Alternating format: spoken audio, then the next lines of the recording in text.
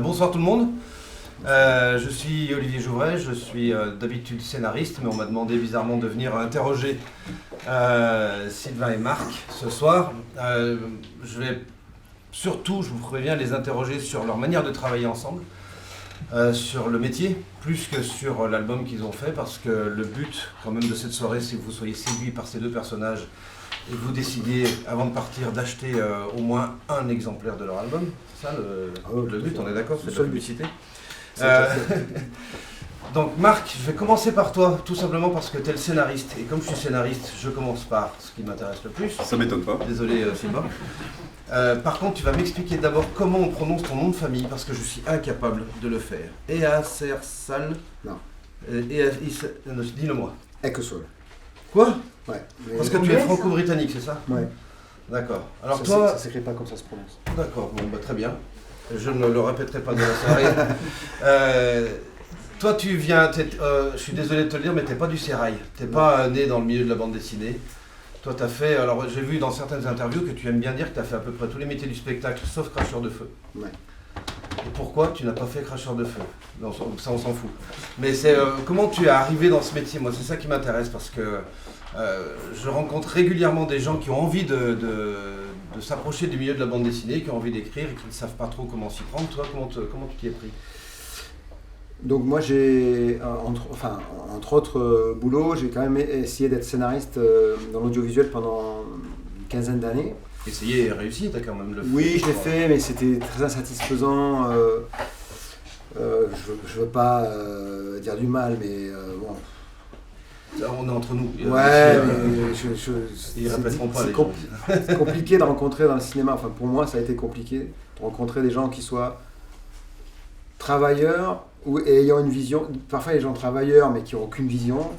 Parfois, il y a des gens qui ont une vision mais qui foutent rien. Je suis tout le temps. Bon, je sais pas, ça s'est mal passé. Et puis, un jour, j'ai rencontré Franck Marguin. Qui est éditeur chez Glénat, qui a édité notamment, il était une fois en France. Les Gosses 11. Les Gosses 11, mais Peau d'Homme par exemple, ces dernières années, etc. Donc je le connaissais par un producteur, bon, c'est un peu long comme histoire, pas très intéressant. J'ai fini par le rencontrer, on a parlé pendant 1h30 de musique, parce que c'est un fan de musique et moi aussi. Et puis, dernière 5 minutes, j'ai dit tiens, au fait, est-ce que tu veux pas lire ça? C'est une série que j'ai écrite, mais qui se fait pas. Et je pense que ça ferait un bon roman graphique. C'était le scénario de Ghost 111 et il m'a appelé un mois après parce que Franck, c'est un éditeur. Déjà, c'est un bon signe qui, à la différence des gens dans le cinéma, lit les projets dans un temps raisonnable. Donc un mois après, jour pour jour, il m'a dit ah, je l'ai lu, c'est super, on l'a fait. Est-ce que tu l'as présenté sous la forme d'un scénario? Non, là, j'ai pas besoin d'un traitement. C'était un traitement. Donc pour ceux qui ne savent pas, un traitement, c'est une version un peu novélisée de l'histoire, mais qui n'est pas dialoguée, par exemple, et qui est assez résumée. Et donc on a commencé à bosser et puis on a trouvé un dessinateur, on a commencé et puis là moi ça fait un moment que je voulais faire de la BD mais j'insistais pas parce que j'adore ça mais j'étais occupé par des trucs et puis là tout à coup je me suis rendu compte que ça me rendait heureux en fait. Donc c'est sur cet album voilà. Avec Marion Mousse. Ouais. Et mon co-auteur qui est un flic dont le pseudonyme est Henri Scala. D'accord. Et du coup j'ai dit mais j'ai d'autres choses à te proposer parce qu'évidemment tu es auteur, tu sais, on écrit tout le temps et j'en ai des stocks d'histoires. Et puis je lui ai proposé différentes choses, des choses originales, et puis des choses qui étaient en l'occurrence comme par exemple Tananarive, un scénario que j'avais écrit aujourd'hui il y a 17 ans pour le cinéma, qui a failli devenir un film, qui était produit, qui a eu 2 producteurs successifs qui n'en ont rien fait. Et j'ai toujours aimé cette histoire et j'étais attaché et je me suis dit tiens je vais l'adapter pour la BD, donc j'ai fait un vrai travail d'adaptation. Par exemple, pour parler tout de suite un peu du concret cuisine, venant du cinéma, j'ai compris, enfin toi tu as plus d'expérience que moi, mais l'unité de valeur dans la BD pour moi en tout cas c'est la planche. Voilà, il faut penser une planche. Alors, un dessin très beau plus un dessin très beau plus un dessin, ça ne fait pas une planche. Planche est déjà un grand dessin en soi avec une direction, un regard, etc. Donc j'ai commencé à découper Tananarive en planches, en pensant les vis-à-vis, ça va être comme ça. Et puis j'ai fait un travail d'adaptation, par exemple, pour ceux qui l'ont lu, vous comprendrez, ceux qui ne l'ont pas lu, je ne veux pas spoiler, mais il n'y avait pas les animaux par exemple, parce qu'en cinéma c'est beaucoup trop cher. Et là vous verrez que du coup, c'est un truc que j'ai quand je l'ai adapté, j'ai fait rentrer dans la bande dessinée. Cette dimension-là a été prise en charge par le son dans le film. Et là, je me suis dit, non, c'est le moment ou jamais, au contraire, de développer ça. Donc voilà, j'ai fait ça. Et puis, entre-temps, j'ai signé d'autres bandes dessinées chez Glénat. Et en fait, aujourd'hui où je vous parle, je dois en avoir peut-être, je crois, 8 qui sont en même temps à différents stades. Certaines qui sont que je suis en train d'écrire, d'autres qui sont au stade du storyboard, d'autres qui sont en train d'être en coloré. Donc je reçois tous les jours Noël. Je reçois des trucs, il en est là, machin, machine en est là, c'est super. Je me régale. Et c'est toute ma frustration de l'audiovisuel où on fait des projets qui se font pas, où on tombe sur des gens qui vous disent, j'expliquais ça à l'un d'entre vous tout à l'heure, voilà, Mounir qui est là. Ah bah tiens, j'ai une histoire qui s'appelle Mounir à Lyon. Du gars super. Ben, est-ce que par contre ça pourrait se passer plutôt à Moscou? Parce que j'ai un plan pour tourner à Moscou. Est-ce que ça pourrait être une fille? Mais moi c'est Mounir à Lyon mon histoire. Non mais tu vas te débrouiller. Et donc j'ai entendu ça pendant 15 ans. Pas tout le temps mais beaucoup. Donc très très frustrant. Là c'est très différent. Dans la bande dessinée il y a une grande liberté, en tout cas moi je touche du bois, éditoriale. Et puis on est 3 quoi, on est l'éditeur, le dessinateur, on se tape dans la main et rendez-vous dans 3 ans. Ce qui me convient dans la bande dessinée, c'est que moi j'adore les trucs qui sont maximum d'effets avec le moins de moyens possible. Et je raconte toujours cette histoire, mais le scénario c'est l'art de la concision, c'est-à-dire pouvoir évoquer le plus en disant le moins. Et moi, à titre personnel, quand je vois des bulles avec plus de 3 phrases, j'ai pas envie de les lire. Donc j'adore essayer de faire court, mais pas court pour être court. Il faut quand même que ça soit l'émotion, soit la star. Il y a une histoire que je vous raconte, il n'y a pas de moi, mais c'est un script doctor qui s'appelle Robert McKee, qui est assez connu, qui, je crois, cite cette histoire au début d'un de ses bouquins. Il dit que Blaise Pascal, le fameux philosophe mathématicien, écrivait un jour une lettre à un de ses amis, et à la fin, il s'est excusé de ne pas avoir pris le temps d'écrire une lettre plus courte. Parce que je trouve, pour moi, le truc du scénario où on va essayer juste, c'est plus difficile d'être court que d'être long. Et donc, dans la bande dessinée, je me suis retrouvé parce qu'on est encore plus contraint d'être plus court dans la bande dessinée qu'au cinéma, ne serait-ce que dans les échanges verbaux, mais ça c'est ce que les gens généralement notent, les dialogues, petite parenthèse, tout le monde dit « Ah, il est bien le scénario, les dialogues sont bien ». Mais c'est comme si, pour moi, c'est comme si vous disiez « Ah, elle est super ta maison, j'adore le crépi ». Mais c'est pas le crépi qui fait tenir la maison. Et donc, un scénario, c'est une structure, c'est des personnages, c'est une intrigue, etc. Mais c'est d'abord une structure. Et donc, comment je me suis glissé dans la BD? Je crois que j'en ai lu toute ma vie, donc d'une certaine manière, étant un peu une éponge, j'ai l'impression que c'était un langage qui m'était familier. Et tu fournis des scénarios complets? Ouais, alors je fournis des scénarios complets. Et après, est-ce que, une fois que le travail de scène a commencé, voilà. Est-ce qu'il y a un ping-pong? On va en parler après, mais justement, alors, par contre, je n'écris pas case à case. Si vous avez l'occasion de voir les originaux des scénarios de Goscinny, si vous connaissez bien son œuvre, ce qui est souvent le cas des fans de BD, c'est génial, parce que lui, il écrit case à case. Il écrit vraiment... Alors, 3 bandes, donc, voilà. Première bande, 3 cases. Première case, et il raconte. Et quand on connaît son œuvre, on voit déjà ce qu'il a fait, c'est extra. Parfois, il interpelle Uderzo d'ailleurs. Il dit, bon, bah là, Bébert, désolé, mais plein de planches, il va y avoir 40 personnages. Je suis désolé, tu vas pas être content, mais il faut le faire. C'est assez marrant. Moi, je fais pas ça, parce que je trouve que c'est illisible, enfin, à part pour quand c'est Goscinny. Et puis, j'espère surtout que le dessinateur va avoir des meilleures idées que les miennes. Donc, j'écris la planche, ça commence comme ça va finir comme ça. Alors, évidemment, s'il y a une phrase dans la... Et puis je dis, voilà, planche 42, une phrase, on se doute que ça va être une pleine planche, par exemple. Et puis il y a des manières d'induire une mise en scène, parce qu'écrire, c'est déjà mettre en scène. Il faut bien comprendre ça. Dessiner, c'est pas juste dessiner, c'est aussi mettre en scène. C'est narrer. Et donc, si vous dites, Olivier se gratte la barbe, il va être cadré comme ça, le gars. Et vous n'avez pas dit, gros plan sur Olivier qui se gratte la barbe, c'est chiant. Olivier se gratte la barbe. C'est quand même une manière d'induire, je pense que ce serait intéressant qu'on soit près du personnage. Donc il y a plein de manières d'induire indirectement qui non seulement sont moins fastidieuses, mais en plus permettent au dessinateur, qui est notre premier lecteur, après l'éditeur, de s'embarquer dans un rythme, dans une grammaire. Il y a des manières un peu malignes de le faire comme ça en loose day. Par exemple, en scénario, en cinéma comme en BD, si c'est court à l'image, ça doit être court à l'écrit. Vous ne pouvez pas décrire pendant 2 heures un mec qui se prend une baffe si vous voulez que ça fasse clac. Il faut trouver les mots. Alors on a tendance à dire au cinéma, on ne fait pas de littérature dans un scénario parce que on ne doit écrire que ce qui se voit et s'entend. Donc si vous faites une jolie phrase, tout le monde s'en fout puisque le spectateur ne la saura pas. Mais la vérité, c'est que vous pouvez quand même vous débrouiller pour déjà séduire le premier lecteur qui est votre producteur, etc. Et pour la bande dessinée, c'est pareil, de faire ce truc-là. Donc, j'ai répondu à ta question ? Oh, on s'en fout. Ouais, c'est pas grave. Ce qui compte, c'est ce que tu racontes soit intéressant. Donc, il y a une justesse de vocabulaire aussi. Il y a aussi le choix des bons mots pour décrire quelque chose. Parce que, oui, si vous mettez un qualificatif, il faut que ce soit parfaitement. C'est bien qu'ils soient un peu juteux, quoi, que le gars il se dise ah tiens, ça je. Le dessinateur peut lire entre les lignes, mais il ira encore mieux entre les lignes si ces lignes sont parfaitement bien rédigées, très justes, très claires dans leur. Oui, parce que tu parlais de séduire le producteur, mais là tu dois séduire aussi le dessinateur. Le dessinateur, il faut le donner envie de le dessiner. Alors j'ai une anecdote, je vais vous raconter une anecdote, comme ça tu peux te reposer. Vas-y. Je l'emmène ma séance de dédicace. Encore un petit quart d'heure, c'est ça. J'ai du mal à trouver des dessinateurs. Pas avec ta nanaï, je pense que ça va changer, mais parce que les bons dessinateurs sont pris pour 3-4 ans. Et moi, j'ai pas envie d'attendre 3-4 ans. Parce que ça fait 15 ans que je galère, et là, tout à coup, ça se passe bien, et donc j'ai envie de faire des trucs maintenant avant que je sois complètement liquide. Donc, je trouve des dessinateurs dont c'est les premières BD. Je trouve des gens, je les cherche, alors beaucoup via Instagram. Je n'aurais pas à le dire parce que... Et donc, je fais en ce moment, parmi peut-être les 8 BD qui sont en cours, il y en a 4, c'est des gens qui n'ont jamais fait de BD, mais qui sont hyper bons, parce que j'en fais faire des tests quand même. Et j'en ai trouvé un il y a un peu plus d'1 an. Ouais, c'est ça.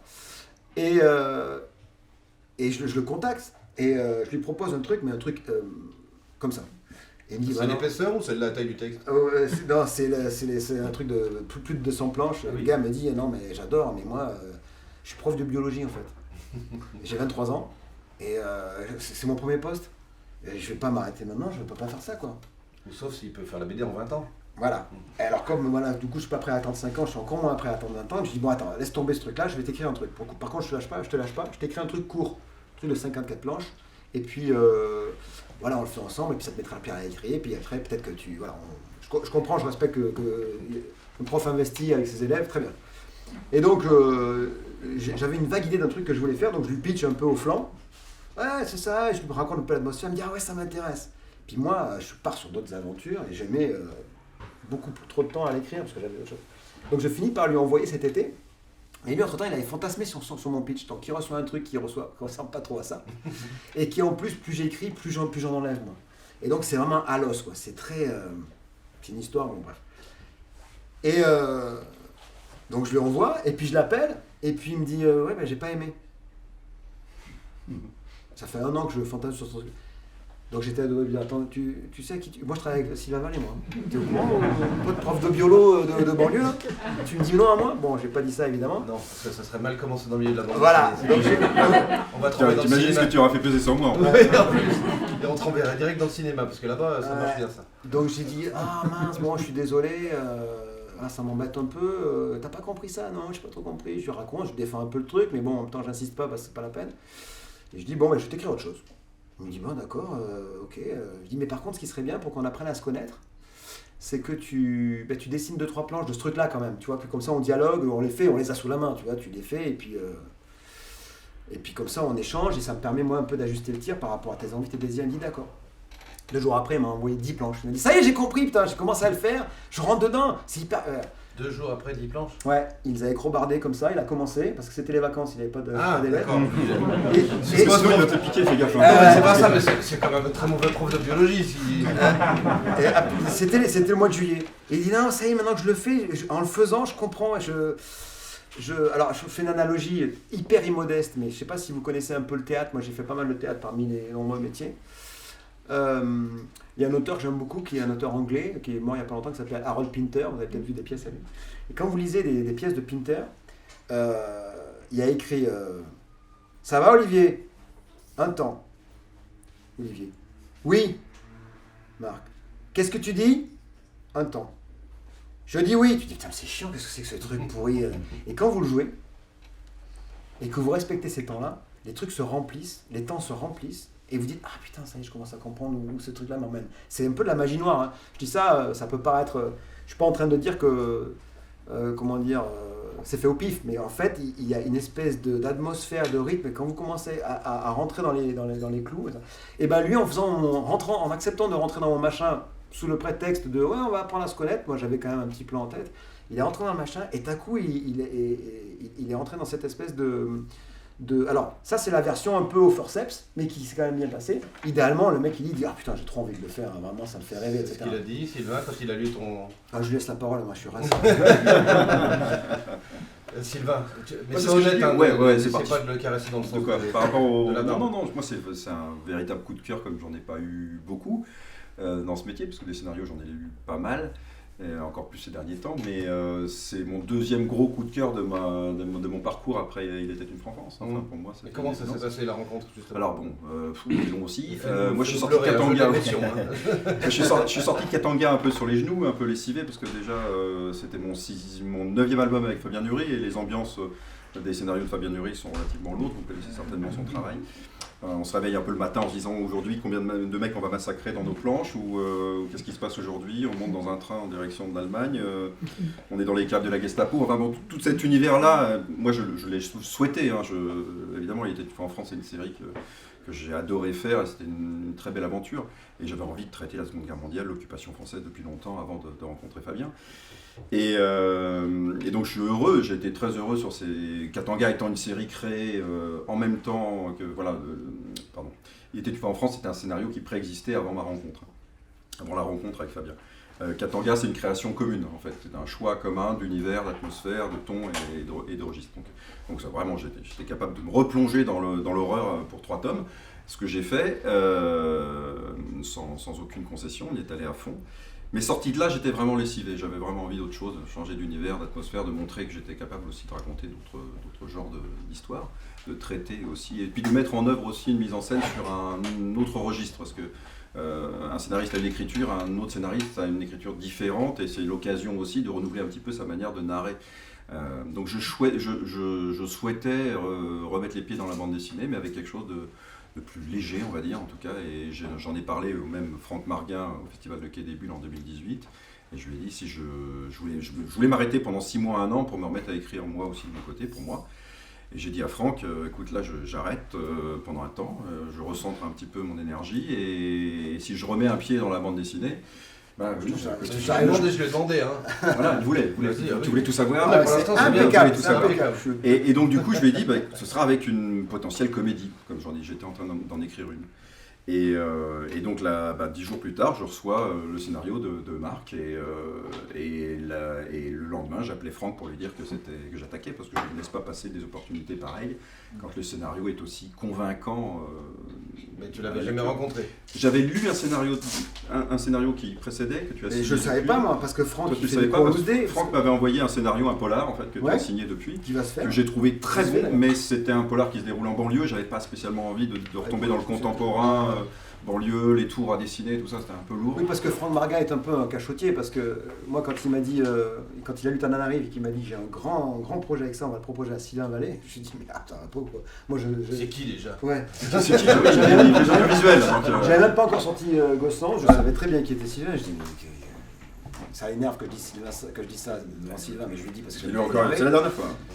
Non mais je dis mais qu'est-ce qu'il en a à carré Sylvain Vallée de moi, enfin tu vois De toi rien, c'est son scénario. Voilà. Ça prouve exactement. Oui, oui. Exactement. Ça prouve une chose, c'est que je ne cours pas après des noms ou après des voilà. Alors pour le coup, je veux pas te Principalement, flatter, mais je ça cours- c'est vrai. Je cours après des histoires. C'est pour ça que je dis toujours, moi je suis prêt à signer n'importe quel type de récit, à la limite un western demain ou un truc de space opéra, même si j'ai pas le dessin pour, a priori. Mais je m'y essaierai peut-être. Mais je m'y essaierai peut-être parce que je peux être convaincu par les qualités intrinsèques d'un scénario, vraiment, et par sa proposition globale.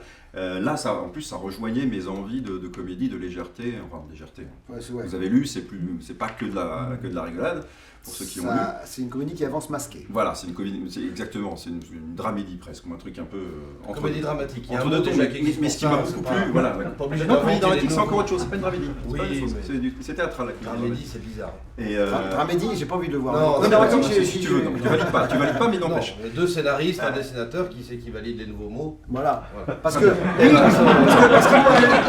il a quand même dit qu'il écrivait, alors que nous on dessine pas. Ah non. On va pas piquer le boulot des autres. On en parle. Donc, Vous m'irez, on en reparle. Oui, on est d'accord. Ok. Et donc voilà, pour moi c'était une évidence, quoi. C'est apparu comme une évidence avec cette richesse en fait. C'était surtout la richesse du scénario qui me plaisait. La densité d'émotions, la variété d'émotions. Le fait que je puisse passer du rire aux larmes en 2 pages.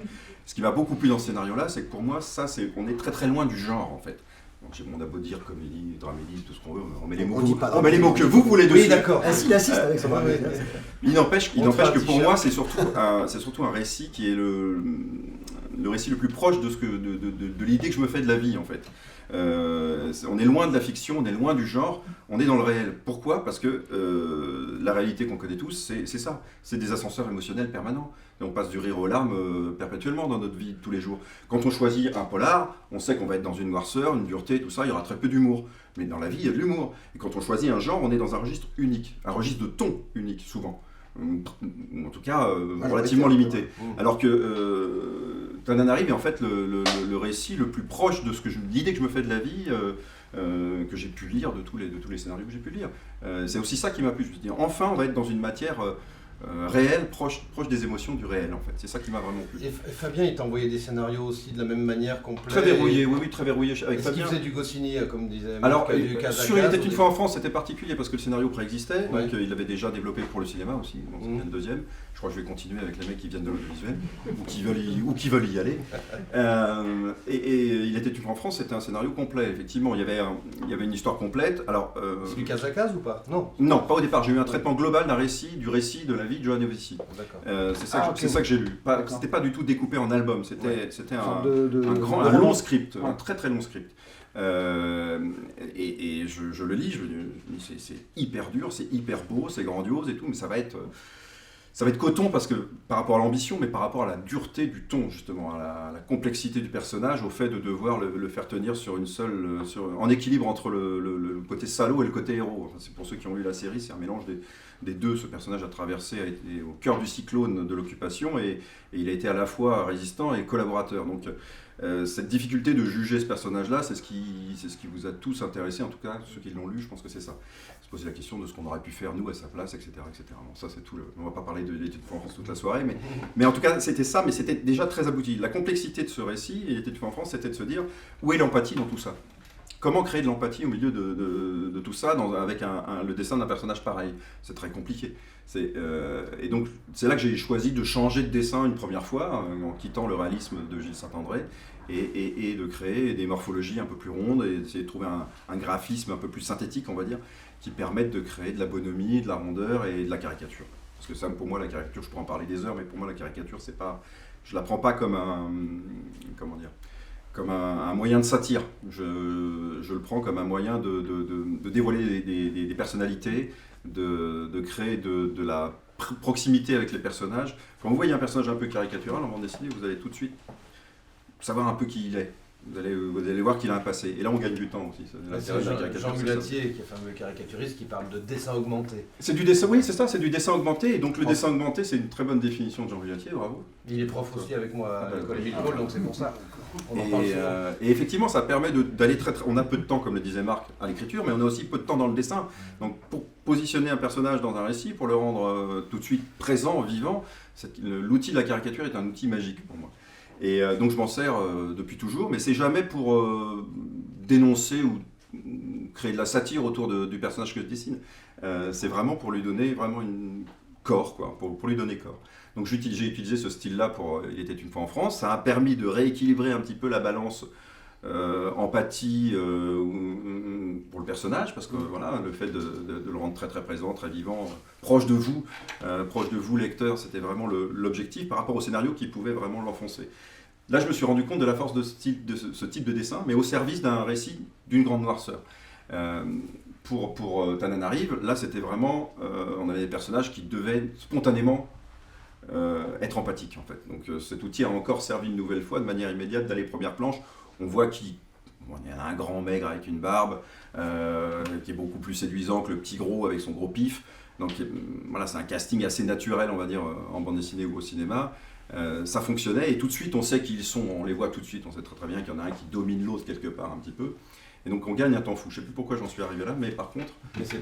Tant que ça reste intéressant, je dis rien. Mais c'est voilà, Si ça ça c'est devient les outils. pénible, Et là je me suis dit, voilà, c'est ça. Je me suis dit, quel meilleur sujet ou quel meilleur scénario pour mettre en œuvre ce dessin caricatural en tout cas, au service de quelque chose de radicalement différent. Mais quand je parle de caricature et de dessin caricatural, c'est vraiment que pour le dessin. C'est jamais pour la mise en scène. Jamais. Ma mise en scène, elle tentera toujours d'être la plus crédible possible. C'est-à-dire que mon dessin va changer de registre, je vais l'utiliser pour des tons très très différents, des registres très très différents, mais la mise en scène, elle ne bougera pas. Que je travaille sur Tananarive ou que je travaille sur Katanga, pour moi, c'est la même mise en scène. Vous allez me dire, il y en a une qui est plus découpée que l'autre, ou il y en a une qui est moins spectaculaire que l'autre, mais en fait, c'est le même outil de départ et c'est la même volonté de crédibiliser les situations et les moments en fait. Ressentiez-vous parfaitement les émotions, les intentions, etc. Si c'est pas crédible, ça tient pas en fait. Et là-dessus, quelque part, on peut greffer n'importe quel type de dessin, du très réaliste comme du très caricatural. Si la mise en scène, elle, est crédible et palpable en fait, et qu'on la ressent. Après, je voulais revenir sur le fait que, par rapport à ce dont tu parles, quand Franck Marguin, donc l'éditeur, a parlé de Sylvain Vallée, que moi j'ai commencé à dire pourquoi. Mais moi aussi j'avais des doutes sur Sylvain Vallée, tout Sylvain Vallée qu'il est, parce que je me doutais qu'il n'y avait pas de problème pour la comédie, c'est quelque chose dont il allait s'emparer, mais dans Tananarive, il y a de la poésie aussi. C'est un registre qui a... Il y en avait peu chez Nury, c'est vrai. Il y en a un peu dans ce et c'était une dimension hyper importante.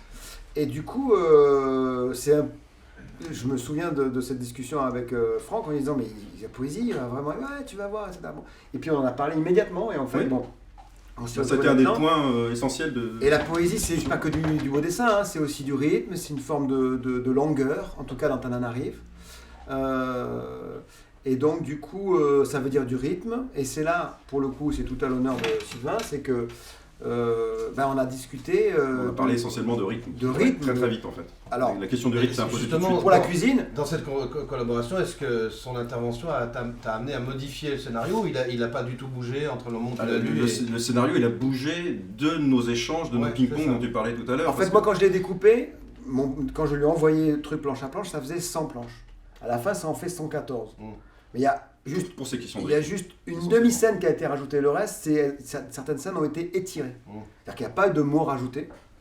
Il y a eu des petits mots qui ont été ajustés. Il y a des petits mots qui ont été ajoutés, des phrases, des machins, etc. Des choses comme ça à la marge. Non, le scénario était très abouti. Mais en revanche, Sylvain dit, j'aimerais bien tirer ce moment-là. Donc, et c'est ce qui s'est fait. Et du coup, on discute et on est devant un storyboard. Parce que moi j'ai fourni à Marc, en fait je lui ai dit, moi mon principe de collaboration avec un scénariste c'est qu'il m'autorise à rentrer dans le scénario et à discuter du contenu vraiment du scénario et en échange moi je l'autorise à rentrer dans ce que j'appelle le découpage de Monsieur Patate. Je fais du storyboard sur l'ensemble de l'album, j'ai fait les 114 pages storyboardées de manière très très simple. Quand je dis Monsieur Patate, c'est des petits ronds avec des points et des placements des bulles. En gros on travaille uniquement le rythme. À ce moment-là on ne pense pas du tout dessin. On pense pas à élégance du trait, on pense pas décor, on pense placement des personnages, placement de la caméra, et leur des bulles évidemment, et la lecture, la fluidité des bulles. C'est vraiment ça, c'est le squelette de la planche, c'est le squelette de l'album. Et ce squelette-là, il faut absolument le faire, parce que si on commence à se lancer dans le dessin, on va commencer à se voir dessiner, à se dire « c'est sympa, dessiner comme ça le bonhomme, tiens. » Puis hop, tiens, si je faisais le décor derrière, puis après on oublie que c'est pas efficace, que c'est pas rythmé, que c'est pas fluide. Donc l'essentiel avant tout c'est de faire un squelette. Et moi j'ai fait le squelette des 114 pages, enfin des 100 pages au départ, et au fur et à mesure où j'avançais dans ce découpage-là, je me suis rendu compte que cette scène-là, elle mériterait un peu plus de place. Puis à un moment donné je me dis, tiens Marc, si cette situation était tournée un petit peu différemment, si on rajoutait une case ou deux pour faire arriver le personnage devant une porte, ce genre de truc. L'éditeur vous allez laisser complète liberté sur le nombre de pages. Oui, moi je considère... C'est là par rapport au cinéma, c'est génial. C'est le grand luxe qu'on a, et c'est ce que je considère moi dans mon métier, c'est-à-dire que l'éditeur n'a pas la main sur la part artistique. Enfin, il peut avoir un regard pour nous faire une remarque sur tel ou tel point. Il le fait, Franck, il le fait. Mais globalement, les maîtres d'œuvre de tout ça, c'est les auteurs avant tout. L'éditeur est c'est relativement récent dans l'histoire de la bande dessinée. Il y a un moment où c'était un peu plus... Oui, on peut-être pas revenir dans les siècles anciens. Mais préciser, parce que c'est quand même... Non, mais je pense que ça dépend de l'éditeur et ça dépend comment l'éditeur sent les auteurs. S'il sent qu'ils sont autonomes et qu'ils n'ont pas besoin en tant que binôme d'intervenir, voilà, ça roule quoi. Il voyait bien. Puis bon, Franck nous connaissait tous les deux. Il nous avait pratiqué tous les deux, toi sur Ghost, moi sur Il était une fois. Je veux dire, il savait qu'on était autonome et qu'on pouvait se débrouiller à faire un album de qualité au final. Donc il n'y a pas eu tant d'intervention que ça, à ce stade-là en tout cas, de l'éditeur. Après en aval, oui, pour la production, la communication et tout ça, on a beaucoup discuté. Et en amont, dans la création même, voilà, c'était vraiment un ping-pong à deux. Hein, ça s'est vraiment fait comme ça. Et autour de quoi c'est ce ping-pong? Il y a un truc que je tiens à dire parce que je fais une analogie encore avec le théâtre ou les acteurs. C'est un truc qui m'agace. Souvent, on dit qu'un acteur, c'est important qu'il soit sincère. Mais en fait, on n'en a rien à foutre qu'il soit sincère, je vais vous le dire, parce qu'il peut être sincère et mauvais comme un chien, ça n'a aucun rapport. Ce qui est important, c'est qu'il soit juste. On a connu des chiens dans le cinéma qui Oui, qui jouent bien. Les animaux jouent bien, ils sont toujours justes. C'est une parenthèse. Et donc, rechercher le truc qui est juste, ça veut dire de prendre en compte la situation, ce qui se passe avant, ce qui se passe après, les rapports des personnages, etc. Et du coup, là, on s'est hyper retrouvés pour le coup avec Sylvain autour de cette préoccupation. Devant nous, Monsieur Patate, là, on se dire... Et oui, mais là, est-ce que ça va aller pas plus vite? Je parle même pas de plus tard quand il s'agit de dessiner vraiment l'acting et les réactions des personnages, où on commence à être dans la finesse du truc. Mais de se dire, ah tiens, ça va. Et ça veut dire s'empêcher d'être trop drôle par moment, parce que c'est peut-être marrant, mais c'est pas super juste. Ou d'être hyper spectaculaire, parce que ça en met plein la vue, mais c'est pas la note qu'on cherche. Donc cette idée de justesse... Ou d'être plus spectaculaire par moment, la scène qu'on a rajoutée. Bah oui. Voilà, je t'ai dit, le personnage... Ah non, on ne peut pas disparaître comme ça, on ne peut pas partir comme ça. Non, je dis pas. Il y a un personnage qui disparaît, je dis pas qui. Ni à quel moment. Non, je ne vais pas m'étendre, t'inquiète pas, je sais, je connais le truc. Mais oui, je l'ai dessiné. Mais voilà, je me suis dit, là on pouvait être plus spectaculaire et j'ai justifié les raisons pour lesquelles ça devait être plus spectaculaire. Et on s'est un peu bataillé, mais je t'ai expliqué pourquoi. Et tu as fini par être convaincu du fait que. Je dis non au début, tout. Il m'a dit 50 fois. Il m'a dit 50 fois, attends, laisse-moi dormir là-dessus, je te rappelle demain. Voilà. Ça a été le gimmick qui revenait tout le temps pour ne pas dire non tout de suite et laisser reposer. Donc absolument. Mais voilà, j'ai été force de proposition sur pas mal de trucs, t'as digéré, t'as bien dormi. Tu m'as rappelé le lendemain très très souvent et voilà, on argumentait, on discutait sur ces idées-là. Mais c'est pas obligatoirement, voilà, toujours là effectivement c'est une comédie. Tragicomédie, comédie. Eh bien, voilà, on imagine qu'effectivement, comme tu le disais Marc, on imagine que les potards doivent être poussés à chaque fois dans la direction du rire. Ben non, effectivement. Non, parce qu'il y a une petite musique par moment. Mais en termes de spectaculaire, par contre, il y a des moments où il faut l'être. Ouais. Je pense qu'il faut trouver le bon. Mais tout doit être justifié, c'est ça le truc. La grande difficulté de ce récit-là, parce que c'est une horlogerie suisse, parce que c'est une comédie, donc ça nécessite de verrouiller à peu près tous les moments. Tous les indices, chaque virgule, chaque mot, combien de fois tu es revenu sur le placement des... Bien sûr, le placement des bulles, mais surtout... Ou des coupettes, celle-là on pourrait la faire en deux fois, c'est quand même plus marrant de la faire en deux fois qu'en une fois. On a travaillé le rythme en surdécoupant parfois parce que la comédie c'est du rythme, petite parenthèse, que ce soit au théâtre ou machin. C'est que du rythme. C'est la même blague, c'est la même. Il y a un mec qui va faire c'est pas drôle, et l'autre qui va faire et là c'est marrant. Et c'est la magie, et la comédie c'est du rythme, et donc c'est du rythme aussi à l'écrit. Les réactions, les regards, souvent ce qui est marrant, mais même pour le cinéma, vous verrez que c'est pas l'énormité que dit le gars, c'est la réaction du type en face. C'est Depardieu qui regarde Pierre Richard dire un truc complètement débile, et c'est quand vous voyez la tête de Depardieu que vous rigolez en fait.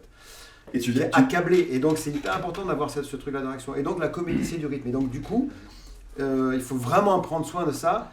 Et les Anglais disent comedy is a serious thing. C'est vraiment. Moi, je suis un taliban pour le coup de la comédie parce que quand vous faites un scénario avec des blagues, je dis des blagues, un scénario c'est pas des blagues, c'est pas une succession de vannes. Si vous faites ça, ça fait rire tout le monde 10 minutes et puis après tout le monde s'ennuie parce qu'on s'intéresse pas. Mais moi, je suis un taliban parce que ça m'est arrivé. Tu garderas juste le morceau. Je suis un taliban. On pourra s'en servir un jour. C'est horrible quand vous êtes un scénariste et que vous avez écrit un truc, vous pensez que c'est marrant et qu'après c'est incarné et que c'est raté et qu'on vous dit ouais, c'était pas très marrant. Il dit mais si, c'était marrant. C'est juste que il y a tonton Jo, il sait bien raconter les blagues, et il y a tonton Albert, lui, il les raconte mal. Et nous, on est tombé sur tonton Albert. Et c'est horrible pour un scénariste ça. Donc là, quand on a la chance d'avoir un gars comme Sylvain qui comprend les trucs et qu'on peut pinailler en disant attends, si on peut faire comme ça sera plus... Dans la comédie, il y a un moment où il faut faire rire. Mais ça amène parce que du coup, on amène derrière. Excusez-moi, ça amène une question importante. Est-ce que des fois, il t'a un peu cassé les noix? Est-ce que des fois, parce que là on dit, voilà, Je vais pas signer tout de suite avec Marc, c'est vrai, on va laisser passer un petit peu de temps. Est-ce qu'il y a des mais fois, on y reviendra, une petite trentaine d'années. Laisse-moi dormir là-dessus. De toute façon, quand on travaille pour le meilleur, tous les deux dans la même direction, en ayant compris ce qu'on a raconté, c'est que de l'enthousiasme partagé. C'est qu'une envie d'aller plus loin, c'est perpétuellement l'envie de tourner encore son pied de chaise là, avec qu'il soit encore plus parfait le truc. C'est ça le but du jeu. Sinon, effectivement, c'est une guerre d'ego, c'est un truc, on ne travaille pas pour le même truc, quoi. Ou alors, il y en a un qui est plus fatigant que l'autre, mais je pense que je l'ai fatigué autant avec mes propositions et mes idées. Je pense qu'il y a eu un truc d'échange. Moi, ça m'amène à fatigué ou enthousiasmé, comme tu veux. Mais à poser une question sur un truc qui m'intéresse aussi pour avancer, parce qu'on m'a dit qu'on n'avait pas beaucoup de temps, donc j'essaie de... Il y a un moment qui est particulier dans le cinéma. Non, je raconte pas la BD. Au cinéma, c'est le moment du casting, de choisir ses acteurs. Là, les acteurs, on les crée. Ouais. Est-ce que tu as participé à la création des acteurs? Alors, il m'a soumis des trucs. Attends, on va laisser parler le dessinateur. Non mais c'est ce que je disais tout à l'heure. Il m'a autorisé à revenir sur son scénario en discutant de certaines choses. Je le fais rentrer dans mon univers de réalisateur. Enfin, voilà. Moi, je considère que la bande dessinée, c'est un petit peu comme le cinéma. Il y a un scénariste et une équipe de tournage. Voilà. Ça se partage un petit peu comme ça. Toi, t'es une équipe de tournage. Bah oui, je fais quoi? Parce que je fais le casting. Et du coup, il y a le salaire de l'équipe de tournage.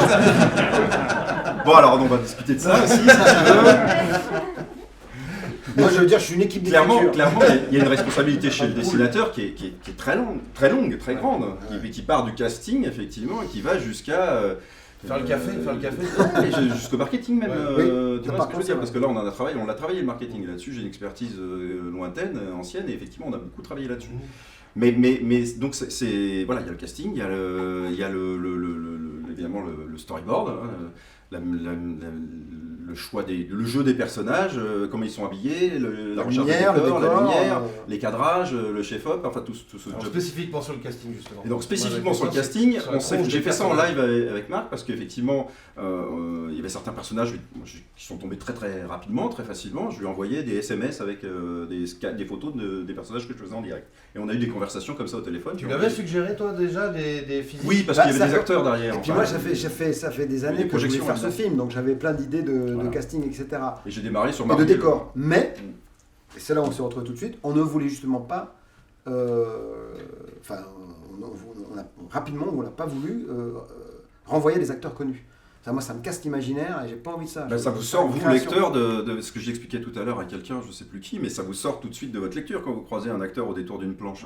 Vous redevenez le lecteur que vous êtes dans votre canapé. T'en as dessiné beaucoup, toi, des acteurs. En plus, j'en ai dessiné, mais pas dans les albums. Non. Jamais tu croiseras dans Il était une fois en France ou dans Catania. C'était des affiches aux éditions du cycliste. Ouais, c'est ça, j'avais commencé, c'était ma première carte de visite. Enfin, c'est encore une autre histoire, ça, mais oui, j'étais un peu fondu de tout ça. Bon, c'est un lourd héritage qui me pèse parfois. T'es scénariste, tu sais ce que c'est quand t'as une scène et tu sens qu'on n'a pas tiré tout le sel de la scène et qu'il y avait un ou deux virages qui ont été ratés, etc. Tu te dis putain, du coup la scène elle est un peu fade parce que.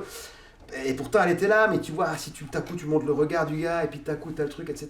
Et avec ça on a pu le faire. C'est aussi du parce coup, que chaque moment est valorisé. Qu'aucune étape n'est vraiment verrouillée. Non. Je parlais du storyboard tout à l'heure. Le storyboard il a évolué finalement tout au long de la production des planches. Quand je me suis mis à crayonner, il y a des choses qui ont encore bougé. Quand je me suis mis à ancrer, il y a encore des crayonnés qui ont bougé.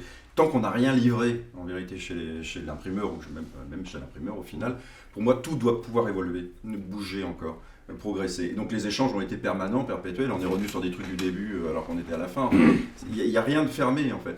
Et à condition d'avoir un process de création qui le permette. Il faut mettre en place quelque chose qui soit qui permette cette évolution-là. Que ce soit justifié, enfin que ça soit cohérent. Voilà. Et d'impliquer perpétuellement le scénariste. Si c'est des changements d'avis perpétuels, ça devient vite pénible. Non, voilà. Et c'est pour ça d'ailleurs, c'est ça que je voulais dire tout à l'heure. Soit justifié, argumenté et que ça ait du sens. On s'est vachement trouvé, je crois, là-dessus. On en avait parlé, je sors ça maintenant. Non, c'est très juste ce que tu dis, effectivement. Et donc du coup, ton process, tu dis on peut encore changer les trucs, mais c'est parce que quand même en cours de route, je crois qu'on est bien dans la bande dessinée quand on dessine sous contrainte en fait. La bande dessinée, c'est un art de contrainte perpétuelle pour le dessin, pour le dessinateur. Dessiner sur une feuille de papier, voilà, on peut faire bouger son crayon autant qu'on veut et dans tous les sens, mais la bande dessinée, c'est l'art de la contrainte. C'est-à-dire que si on arrive à faire rentrer toutes ces contraintes-là dans une planche, on a gagné notre pari et c'est ça qui est très enthousiasmant et qui donne envie de faire la suivante.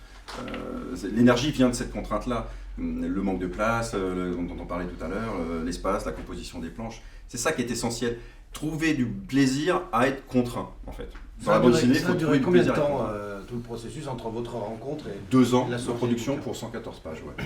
2 ans à Ce peu qui près. va quand même assez vite. Hein, Après 5 mois de négociation avec Glénat, c'est ça. 5 mois de négociation. On voulait parler des choses qui fâchent avec Glénat ou pas? Non, pas du tout. Non, Ah, c'est non, pas- on est pas du tout fâchés, au contraire. Très bien, Au contraire, on est arrivé à satisfaction au bout de 5 mois, c'est bien. Moi, bien. j'aime bien quand ça dure sur le temps comme ça.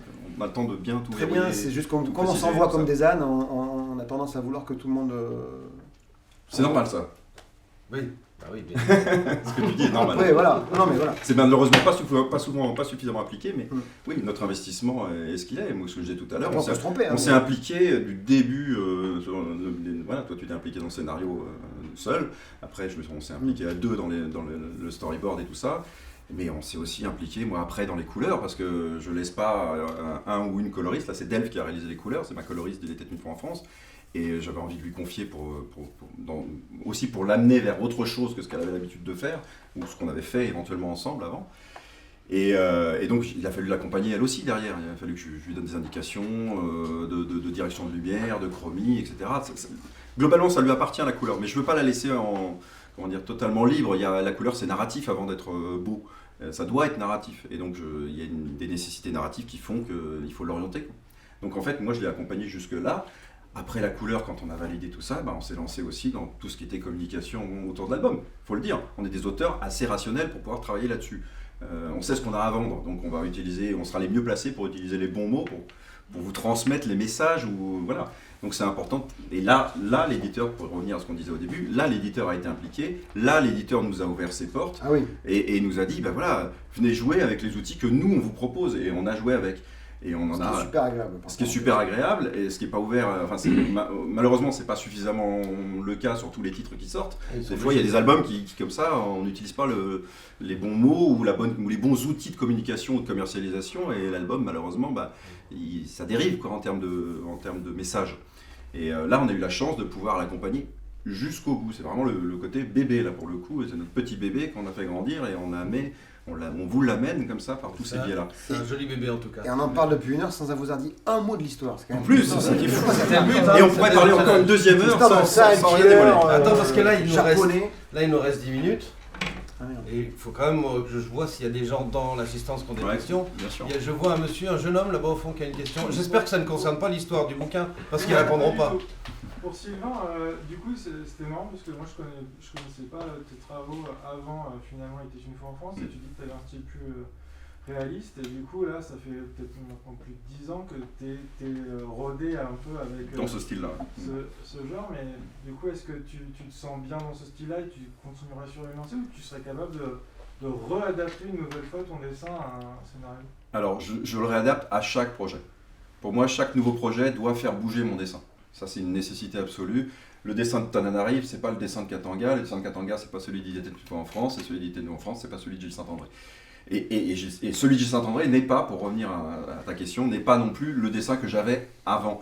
En fait, Tananarive me permet de revenir à mes envies de comédie que j'ai eues à 25 ans, entre 20 et 25 ans, où j'ai écrit mes premiers bouquins, mes premières histoires courtes, mes premiers récits dans les fanzines et tout ça, qui étaient en fait des trucs poétiques avec de l'humour et de la comédie.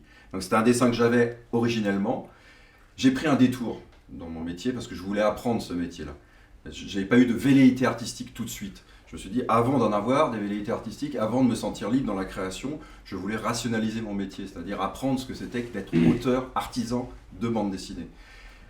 J'ai eu une opportunité qui était celle que Jean-Charles m'a proposée, de reprendre une série. Donc, quelque part, d'adapter évidemment mon dessin à la série préexistante, au style préexistant, qui était celui de Jean-Charles sur Gilles Saint-André. Et Jean-Charles m'a fait confiance, il m'a toujours considéré comme un auteur, dessinateur, il m'a confié la totalité du dessin au tome 3. J'ai contraint un dessin qui était peut-être plus rond, plus caricatural, pour aller dans un dessin plus réaliste, plus dur, plus noir, plus... Voilà. Mais ça m'a permis d'apprendre mon métier, complètement. C'est-à-dire d'avoir les portes qui s'ouvraient, parce que Jean-Charles m'a permis de les ouvrir, en étant un auteur Glénat installé depuis longtemps. Et je me suis dit, voilà, je vais faire ça pendant quelques temps, et puis un jour, j'aurai la liberté de créer exactement ce que je veux. J'avais une autre opportunité en même temps que celle de Jean-Charles, c'était d'aller signer un album chez Delcourt. Guy Delcourt voulait que je fasse ce que je faisais déjà chez lui. J'aurais été auteur complet, et j'aurais fait ma grande œuvre à 25 ans. Quelque part, c'est prendre un énorme risque. Trop. trop gros pour moi. Je suis pas un aventurier. Je rêve la bande dessinée depuis toujours, mais j'avais besoin de la rationaliser et de pouvoir me projeter dans ce métier sur du long temps, des longues années. Donc j'ai fait ce choix-là, qui n'était pas un choix artistique, qui était un choix d'artisan. Voilà. Maintenant, je fais des choix artistiques. Je ne sais pas si ça répond complètement à ta question, mais voilà pourquoi mon dessin a évolué du caricatural sur l'écran ou les tontons flingueurs ou ces trucs-là que je faisais aux cyclistes, vers un dessin plus réaliste. Et puis petit à petit, la proposition d'Il était une fois en France dont je parlais tout à l'heure, c'était un premier virage pour un retour vers ça. Sur Tananarive, je pense qu'être arrivé à un dessin qui dit beaucoup plus de choses de moi, de mon dessin, de mon naturel de dessin en fait. Ça c'est sûr. Maintenant, demain, on m'amène un polar noir. Je travaille d'ailleurs sur un polar noir iconoclaste. Je vais encore peut-être avoir un dessin très différent. Enfin, très différent. Il y a des fondamentaux, il y a des choses qui restent, évidemment. Il y a des choses qui sont en commun au milieu de tout ça. Il y a de l'acting. Je crois dans beaucoup de mes bandes dessinées. J'attache énormément de choses, d'énergie à la morphologie, à l'acting, à tout ça. Mais ça restera, ça sera peut-être plus graphique ou plus en noir-blanc, avec plus de noir. C'est pas ça qui importe le plus pour moi. Tu vois, je me pose pas la question du style. La question du style ne m'intéresse pas en fait. Je préfère que les gens me suivent sur une promesse de qualité, de bon album et d'avoir la possibilité de changer d'univers et d'atmosphère et demain d'attaquer un truc radical. Si quelqu'un m'amène un super western, que je ne voudrais pas me le voir passer sous le nez, je voudrais le faire, tu vois. Je me mettrais peut-être au western. Un appel. Tu dis ? Ça fait 2 fois que tu dis western. Oui, non mais voilà. Un mec qui vraiment tire plus vite que son nom, par exemple.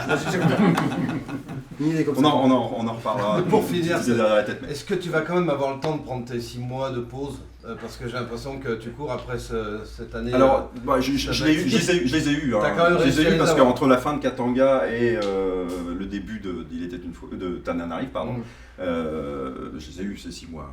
Donc là, tes nouveaux projets, c'est. Alors là, j'ai signé chez Dargaud avec un romancier de polar qui habite Besançon, pas très très loin d'ici, que je vais voir dimanche pour un repérage dans la région où ça va se dérouler, dans la région de Saint-Claude. Et qui s'appelle Jackie Schwartzman, peut-être certains d'entre vous le connaissent, qui est un écrivain de polar qui a mon âge, qui a son 5e ou 6e bouquin, qui a une écriture hyper moderne, assez iconoclaste, très drôle, très percutante. Il a fait Stopwork Il a fait Stopwork en bande dessinée, c'est son premier album en bande dessinée. Mais il a écrit, moi je vous conseille Demain c'est loin et Casso, qui sont ses 2 meilleurs polars à mon goût en tout cas. J'ai eu un coup de cœur pour son écriture en roman et il a développé quelque chose pour moi. Et à Saint-Claude, capitale de la pipe, ça promet donc. Oui voilà, c'est ça. Voilà. Enfin, ça tourne pas autour de Non, ça, mais effectivement c'est intéressant que ça se déroule à Saint-Claude. Et toi, tu disais 7, 8, combien de projets là Jusqu'à ce que mort s'en souvienne. D'accord. Ah, Et alors tout ce qui est cinéma, spectacle, etc., c'est mis de côté ou Non, parce t'envisages que de retourner un jour le karma est plein d'ironie, donc j'ai écrit un dernier film en me disant bon allez j'écris celui-là parce qu'il faut que je me sorte de la tête et puis ça va peut-être se faire, mais bon voilà. Et puis j'ai une pièce de théâtre que j'ai écrite en même temps que Tananarive qui était pendant qu'on dédicaçait, qui était en lecture, qui était lue en public cet après-midi. Bon bref, mais a priori non, mais la BD me rend très heureux que pour que je fasse autre chose, il faut vraiment que ça soit super et surtout qu'on me fasse pas suer. Moi, j'espère qu'avant que Mort s'en suive, dont tu parlais tout à l'heure, on aura l'occasion de retravailler ensemble sur un autre projet. Moi j'ai un truc pour je toi, pense que ça se fera. mais il faut que je l'écrive. Voilà. Mais je suis persuadé.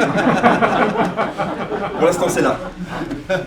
Ça va te décevoir, je vais continuer à me dire, j'ai rien compris. Je te dirais peut-être non comme ton autre. Moi je te dirais, vas-y, tu débutes, fais-nous 2-3 planches, on va voir. Il va falloir que ça se fasse, ça c'est sûr.